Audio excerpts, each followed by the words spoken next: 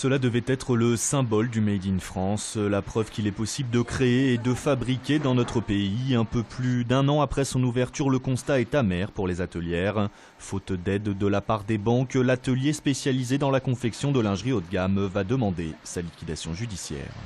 Moi je dis le Made in France, c'est la grande supercherie française. Ce qu'on m'a dit quand je suis allée par exemple taper à la porte de la BPI, on m'a dit Madame Pernin, c'est formidable, tout ce que vous avez fait c'est très bien, puis toute cette innovation sociale, voilà. Mais non, vous auriez fait une machine à coudre, là vous auriez eu des aides. Le dossier de liquidation judiciaire doit être déposé ce vendredi matin à 9h30 au tribunal de commerce de Lyon. D'ici là, les chances qu'une solution émerge pour les atelières sont très minces, de l'ordre de 5%. Pas de quoi rassurer les 30 salariés dont une bonne partie a déjà vécu la fermeture de l'Ejabi. On avait repris un peu espoir et ouais, hier ça a un peu arrivé comme un petit coup de massue derrière la tête. Voilà.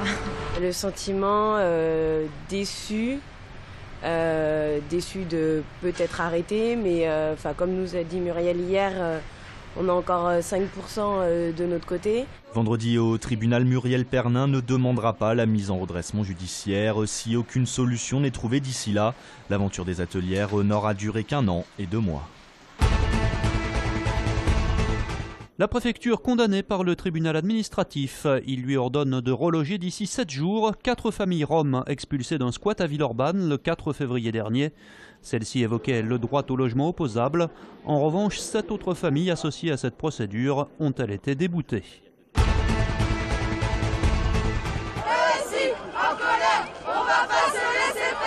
Blouse blanche et masque sur le nez, ils sont venus en nombre cet après-midi. Environ 2500 étudiants infirmiers issus de toute la région ont manifesté dans les rues de Lyon. Dans leur collimateur, les cliniques privées qui refusent de les prendre en stage depuis le 1er mars.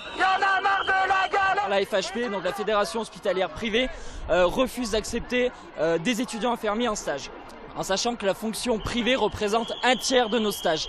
Donc c'est très préjudiciable, surtout pour les étudiants en 3e année qui ne pourront valider leur diplôme au mois de juillet et devront le valider au mois de novembre. Et si ces futures infirmières et infirmiers se sentent aujourd'hui pris en otage, c'est parce qu'ils sont victimes d'un conflit qui ne les concerne pas. Les établissements privés devraient recevoir moins d'argent de la part de l'assurance maladie suite à une décision du gouvernement. Du coup, pour protester, ils ont mis dans la balance les stages de ces étudiants. C'est-à-dire qu'on se retrouve coincé entre d'un côté le gouvernement et de l'autre la fédération hospitalière privée qui n'arrive pas à s'entendre sur des points de finance. En fin d'après-midi, une délégation était reçue au siège de l'Agence régionale de santé.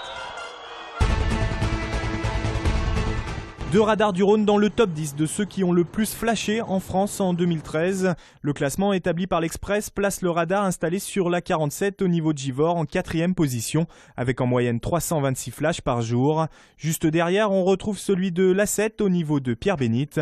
A noter également que le Rhône est le département qui flash le plus, 950 000 crépitements l'année dernière.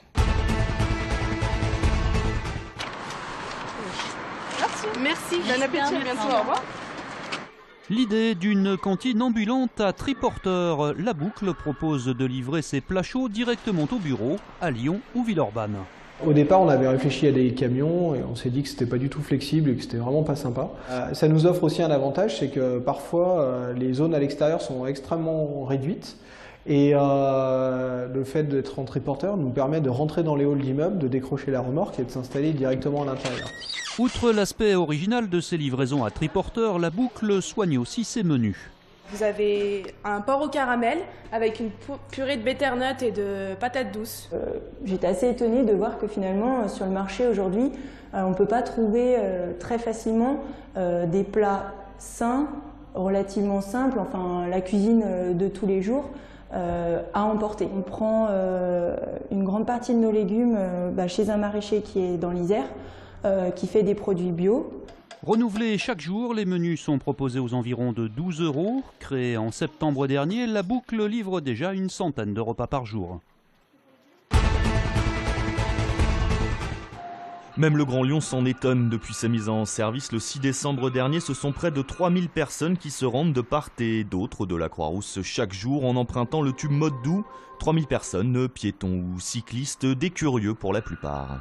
On a des amis qui viennent passer la journée à Lyon et on a dit on n'y est jamais allé, on va visiter. C'est quand même Un passage très agréable à faire pour se balader, faire découvrir à des amis. J'ai un ami qui vient régulièrement courir dans le coin et il m'a conseillé de venir voir pour les images qui sont magnifiques.